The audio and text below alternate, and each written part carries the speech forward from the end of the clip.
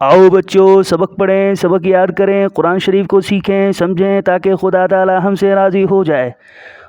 قرآن شریف کو سمجھنے کے لیے نورانی قاعدے کا سمجھنا بہت ضروری ہے۔ جس نے نورانی قاعدے کو سمجھ لیا اس کے لیے قرآن شریف پڑھنا بہت آسان ہو جاتا ہے۔ تو آئیے سبق پڑھتے ہیں۔ بسم اللہ الرحمن الرحیم۔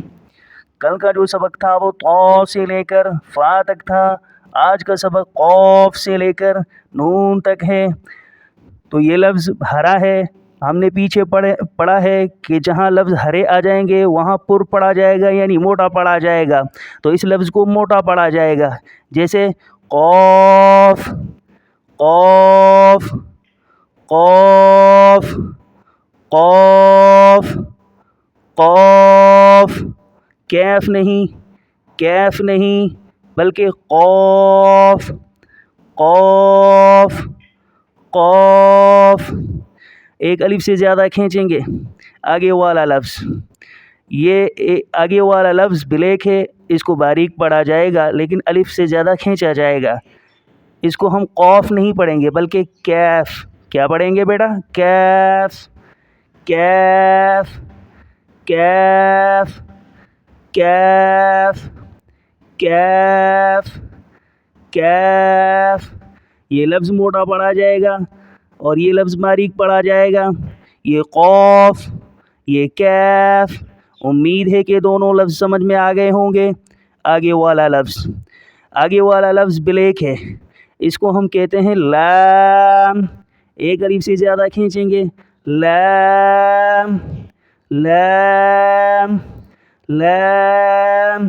اس کو موٹا نہیں پڑھا جائے گا کیونکہ ہرا نہیں ہے، تو اس کو ہم کیا پڑھیں گے؟ لام، لام نہیں، لام نہیں بلکہ لام لام لام لام۔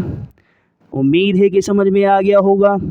آگے والا لفظ، آگے والا لفظ یہ بھی بلیک ہے لیکن اس کے نکلنے کی جگہ دونوں ہونٹوں کو آپس میں ملا لیں گے تو یہ لفظ نکل آئے گا۔ ایک الف سے زیادہ کھینچیں گے، میم میم میم میم میم میم میم۔ آگے والا لفظ، آگے والا لفظ بھی بلیک ہے اور اس کو پڑھنے کی جگہ کس طرح پڑھا جائے گا؟ اس کو تھوڑے سے ہونٹ گول کریں گے تو یہ لفظ نکل آئے گا، جیسے نون نون۔ ایک الف سے زیادہ کھینچیں گے، نون نون نون نون نون۔ امید ہے کہ سمجھ میں آ گیا ہوگا۔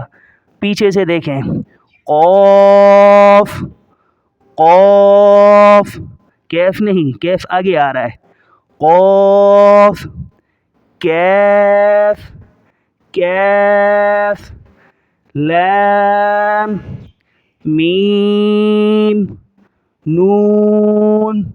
آج کا سبق یہی ہے۔ اللہ جل شانہ آپ حضرات کو جلدی سے قرآن شریف سمجھنے والا بنائے۔